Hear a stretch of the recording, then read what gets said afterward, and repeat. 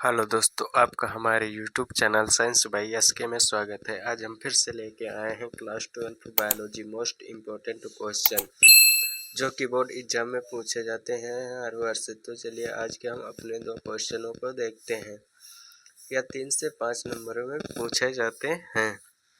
तो हमारा पहला प्रश्न है, प्रभावी तथा अप्रभावी कारक में अंतर लिखिए। यानी कि जो प्रभावी होते हैं और जो अप्रभावी होते हैं उन कारकों पर अंतर लिखने को बोल रहा है। तो इधर हमने लिख दिया है प्रभावी कारक, इधर लिख दिया है अप्रभावी कारक।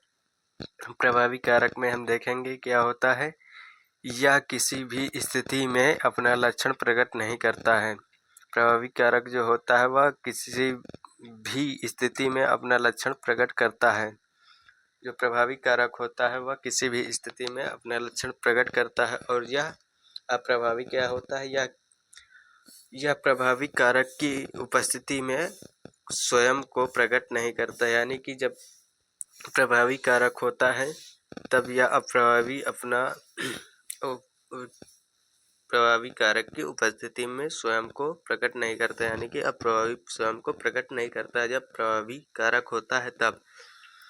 अब यहाँ पर हम देखेंगे प्रभावी कारक में यह सभी पीढ़ियों में प्रकट होता है। प्रभावी कारक क्या होता है, यह सभी पीढ़ियों में प्रकट होता है।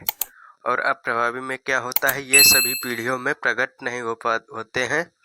ये सभी पीढ़ियों में प्रकट नहीं होते हैं। अब हम तीसरा देखेंगे प्रभावी कारक में, ये एक पूर्ण एंजाइम के लिए कोडित होते हैं। यानी कि ये एक पूर्ण एंजाइम के बने होते हैं। और अप्रभावी क्या होते हैं, ये एक अपूर्ण एंजाइम के लिए कोडित होते हैं यानी बने होते हैं। तो हम आशा करते हैं आपको प्रभावी तथा अप्रभावी कारक में अंतर समझ में आ गया होगा। हम चलते हैं अपने नेक्स्ट क्वेश्चन पर। तो हम अपने नेक्स्ट क्वेश्चन पर आ चुके हैं। स्वपरागण तथा परपरागण में अंतर लिखिए। स्वपरागण इधर हो गया और परपरागण इधर हो गया। जो पुष्प में परागण होता है उसी में अंतर पूछ रहा है, स्वपरागण तथा परपरागण। यह एक ही पौधे के पुष्प के बीच होता है। जो स्वपरागण होता है वह किसके बीच होता है, एक ही पौधे के बीच होता है। और परपरागण क्या होता है, एक ही जात के दो पौधों के पुष्पों के बीच में होती है। यानी कि जो परपरागण की क्रिया होती है वो एक ही जात के दो पौधे हों और उन दोनों पुष्पों के बीच में होती है। अब हम स्वपरागण में देखेंगे दूसरा, इसके लिए पुष्प का द्विलिंगी होना आवश्यक है। जब स्वपरागण होता है तो इसके लिए तो पुष्प का द्विलिंगी होना आवश्यक ही होगा। तो यह उसके लिए पुष्प का द्विलिंगी होना आवश्यक है। अब हम परपरागण में देखेंगे, इसके लिए पुष्प का द्विलिंगी होना आवश्यक नहीं है क्योंकि इसमें परपरागण हो रहा है। तो परागण जो कि इधर से उधर जा सकते हैं। अब हम तीसरा देखेंगे, इसमें परागकण कम खर्च होते हैं। जो स्वपरागण में परागकणों को इधर उधर जाना नहीं, उसी पुष्प पे रहना और उसी पे परागण की क्रिया करना है।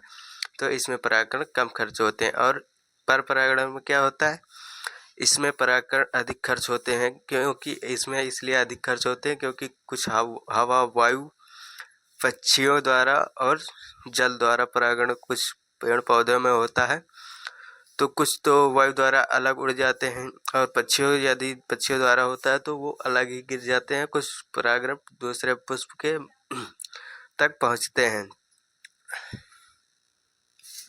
चौथा हम देखेंगे स्वपरागण में क्या होता है, इसके लिए माध्यम की आवश्यकता नहीं होती। इसके लिए कोई भी माध्यम की आवश्यकता नहीं होती क्योंकि स्वयं ही परागण की क्रिया कर सकते हैं। इसके लिए परपरागण में क्या होता है, इसके लिए माध्यम की आवश्यकता होती है, जैसे वायु पक्षी जल, यानी कि कीटों द्वारा या वायु द्वारा जल द्वारा सभी के द्वारा इसकी आवश्यकता होती है। माध्यम की आवश्यकता इसमें होती है।